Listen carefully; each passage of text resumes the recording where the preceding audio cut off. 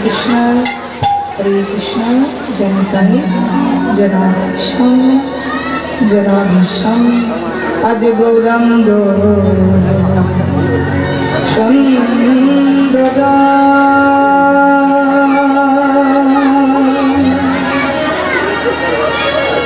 Gaurango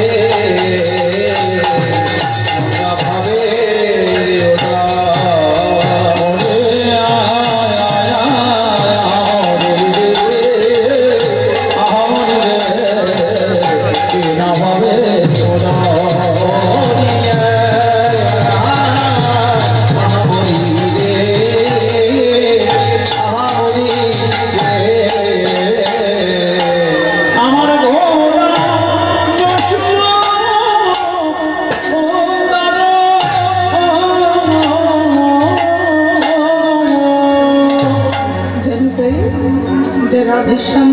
হরে কৃষ্ণ হরে কৃষ্ণ হরে কৃষ্ণ। সর্বপ্রথমেই আজকের এমন সুন্দর একটি ভুবন মঙ্গল হরিবর্ষ আপনাদের এই চাবুকিয়া গ্রামের এমন সুন্দর একটি ভুবন মঙ্গল হরিবাসরে আজকে দাঁড়িয়ে সর্বপ্রথমেই রইল এই জ্ঞানহীনা ভক্তিহীনা অজানা অজ্ঞাত কীর্তন জগতের ক্ষুদ্র সম্প্রদায় পশ্চিম বর্ধমান পানাগড় বিরুলিহা থেকে আগত অধম অনুকূল ব্যানার্জি ও তার এই ক্ষুদ্র সম্প্রদায়ে আপনাদের সকলের চরণে আমার কোটি কোটি দণ্ডবত প্রণাম। সকলের চরণে আমার কোটি কোটি দণ্ডবত প্রণাম জানি। রাধাকৃষ্ণ গৌর নিতাইয়ের চরণে ধুলাই গড়া গড়ি দিয়ে আমার শিক্ষা গুরু দীক্ষা গুরুর চরণে কোটি কোটি দণ্ডবত প্রণাম জানি। আমার মা বাবার চরণে কোটি কোটি দণ্ডবত প্রণাম জানি। আজকে লীলা সাধন করব। গত কয়েক বছর আগেই আপনাদের এই হরিবাসরে এসেছিলাম, তার মানে বলতে হবে আপনারা আমাদেরকে মনে রেখেছেন। এটুকু মানতে হবে যে ভালোবেসেছেন বলেই আবার কিন্তু পুনরায় হরিবাসরে আমাকে নিমন্ত্রণ পাঠিয়েছেন বা আহ্বান জানিয়েছেন। যাই হোক, আপনারা সবাই ভালো আছেন তো? একটু জোরে বলুন, একটু শুনি। আপনারা সেবা করে বসেছেন না গান শুনে সেবা করবেন? গান শুনে সেবা করবেন? আচ্ছা, ঠিক আছে। তাহলে আমাদের সঙ্গে কেউ আছে, মানে আমাদের একাকিদের পাবে না। আচ্ছা, ঠিক আছে। আমার কথাটা শুনতে পাচ্ছেন তো? চলুন প্রেম একবার শ্রী গুরু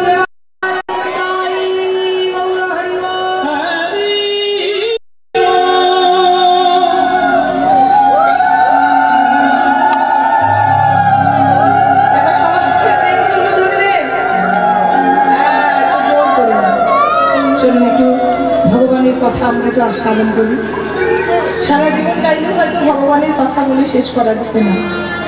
তো হরিবাসরে দাঁড়িয়ে 3 ঘন্টা সময়ের মধ্যে তার নাম নিয়ে একটু আমরাও আনন্দ পাই, আপনারাও আনন্দ পান। গতকাল বিকাল থেকে বেরিয়েছি, আপনাদের এখানে পৌঁছেছি রাত্রি 2টো নাগাদ।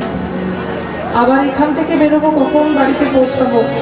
আমার বাড়ি যাব, এদের বাড়ি আমার বাড়ি থেকে আরো 70-80 কিলোমিটার দূরে রয়েছে।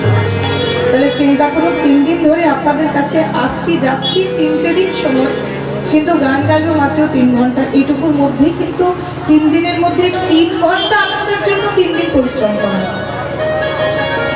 এই আনন্দটার জন্য আমরা যে আনন্দ পাবো, আপনারা শুনে আনন্দ পাবেন, আর তার সঙ্গে যে আনন্দ বিগ্রহ সে আমার ভগবান শ্রী হরি আনন্দ পাবে। তো চলুন একটু গৌর কথা আমরা সাধন করি, গৌরাঙ্গের ভারতা। কারণ যদি গৌর না হইতো কেমনে হইতো, কেমনে ধরিত দ্রে, সে রাধার মহিমা প্রেম রস সীমা জগতে জানাতো কে? আমার চৈতন্য মহাপ্রভু যদি রাধাকৃষ্ণকে না জানাতো, মা রাধাকৃষ্ণকে না চেনাতো, তাহলে আমাদের পক্ষে এত সহজ ছিল যে এত সুন্দর পেট ভরে সেবা নিয়ে কীর্তন শুনবো, হরিনাম শুনবো। কে জানিয়েছে, কে চিনিয়েছে? আমাদের সংকীর্তনের পিতা আমার চৈতন্য মহাপ্রভু। তাই যাদের যাদের চৈতন্য জাগেনি তাদের কোনদিন কৃষ্ণ কৃপা হবে না। আগে চৈতন্য জাগাতে হবে, তবে কৃষ্ণ কৃপা। আগে ঘরের তুলসী গাছটায় জল দিয়ে তুলসী গাছটাকে ভালোবাসতে হবে, তারপর বৃন্দাবনে গিয়ে রাধার সেবা, কৃষ্ণ সেবা, তাই না? তাহলে আমাদের ঘরের ভগবান, আমাদের দয়ার অবতার, করুণার অবতার গৌর কৃপা পাবো, তারপর আমরা কৃষ্ণ লীলায় প্রবেশ করে, বৃন্দাবনে প্রবেশ করে আজকে গোবিন্দের লীলাটি দেখব। তো চলুন আজকে চৈতন্য মহাপ্রভুর ভাবটি কেমন। ওই না গৌরাঙ্গ সুন্দর প্রেমে গড় গড়,